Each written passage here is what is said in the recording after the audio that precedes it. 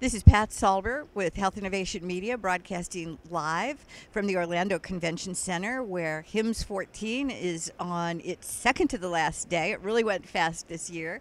And it's my pleasure to have with me William Chase Thornbury, who is a physician. And in his town, they call him Doc. And his friends call him Chuck. Yes. So I think I'll go with Chuck. Thanks. And we had a chance to talk to Chuck last year because he is the founder and CEO of an interesting company called Meet Me. And we have him with us today because he is author of one of the chapters in a great new book called mHealth Innovations, which is a publication of HiMSS and available on Amazon.com. So Chuck, tell me a little bit about why you? Why did they pick you to write this chapter, and what did you write about? Well, we wrote about mobile-to-mobile online care. And my personal story was I was a physician in a rural town. We were overworked, overpopulated. We couldn't see the patients every day we needed to see. We couldn't take care of our obligations after hours, and we needed a better way to do this. My academic interest is in lean systems. I was trained through Toyota. We came back to our... Can't get better training than that. Well, I've come to really appreciate that. At first, I just tried to say, I'm not interested, but once I understood the reason of how they looked at the health system, like other manufacturing processes, it made sense to me. The problem wasn't we were not busy enough, or that we didn't have enough patients, or that even the checkout had too many steps. The problem was that we had 30-40% of the people that just simply didn't need to be in our clinic.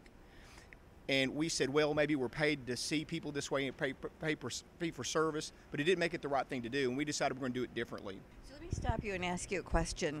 A lot of people say, oh, people in rural places or older people or, you name it, they don't have smartphones. Did your patients that you wanted to convert to mobile have smartphones? Well, a couple of things. Firstly, in rural Kentucky, they never heard of an e-visit, much less a mobile e-visit, and a lot of them did not have smartphones. But we found that the majority actually just used their own computer. A lot of them used their work computer. Oh, okay. So you guys went mobile, but your patients may have still been on the desktop. Well, the lean principle is we let the patient decide how they want to do it, whatever is best for them in their circumstance. Many times a mobile is very efficient for them, but sometimes it wasn't, and it was irrelevant to us. The most important thing was that we took the clinic and we made it virtual. So no matter where your physician was, not some doctor, but your doctor, and no matter where you were, as long as you had internet access, your clinic was now virtual. And that really does change everything. So the beauty of this is not only are you letting patients bond with their doctor and have kind of a mobile patient-centered medical home, but you have liberated the physician from all this kind of after-hours work, tying them to the desk or the telephone or something that was inconvenient. So I'm assuming that a doc could actually even do an e-visit at the restaurant. It's actually even more sophisticated than that. What we learned over the last 4 years was, firstly, almost all the cases, 98% of them before 10 o'clock at night, because for minor problems, people just say, you know what, it's my doctor, I'll just wait till the next day. They really want to not care immediately. What they want is just to pick it up mostly on the way home, with some exceptions. So what we found was this.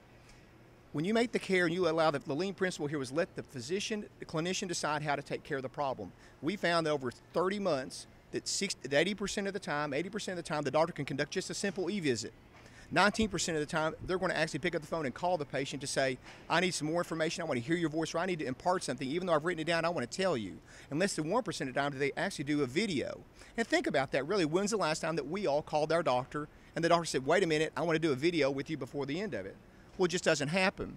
Right. Most of the time, most of the time you can finish it just with an email, right? Yes. And it's interesting because those numbers reflect my own experience with my physician. Well, what we're going to see is, I think at the extremes, you're going to see at the young of age, so Mom, I know little Billy's doing okay. I'd just like to see him. Granddad's just back from the hospital with a UTI.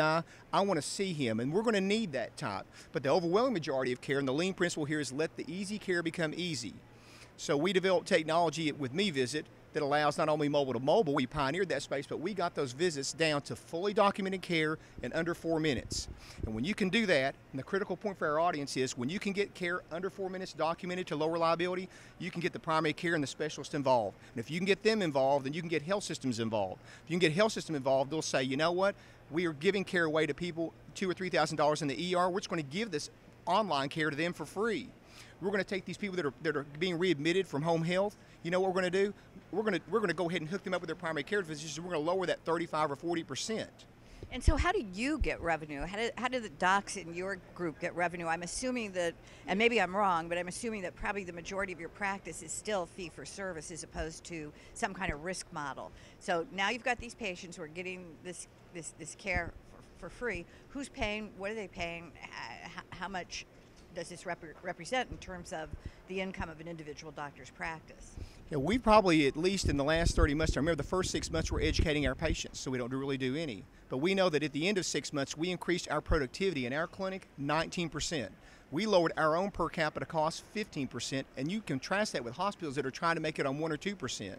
What we did was this. We said, listen, in our copay, we're going to charge a little bit more than a copay, probably the mean. For this office, for this televisit. But you know what? I can have the option to dial it down to 0 if I feel a patient is needy. We want to take care of the patient firstly. The money is always secondary. But what we did was we said, I'm not doing one or the other. I'm doing one and the other. So here's what happens.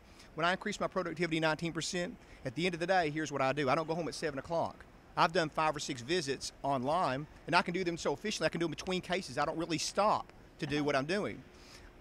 When I do that, that means I get an extra hour to see new patients that I could never see before. I get an extra hour to see patients same day instead of saying I'll see you in 3 days. I can say, you know what, we have to have a long talk. I have time to do that. And I never had that time before. It just made us every day more efficient. And so when we bring the revenue stream is, I got my routine care, plus I can take care of these people, and the 80% of our patients that were going somewhere else.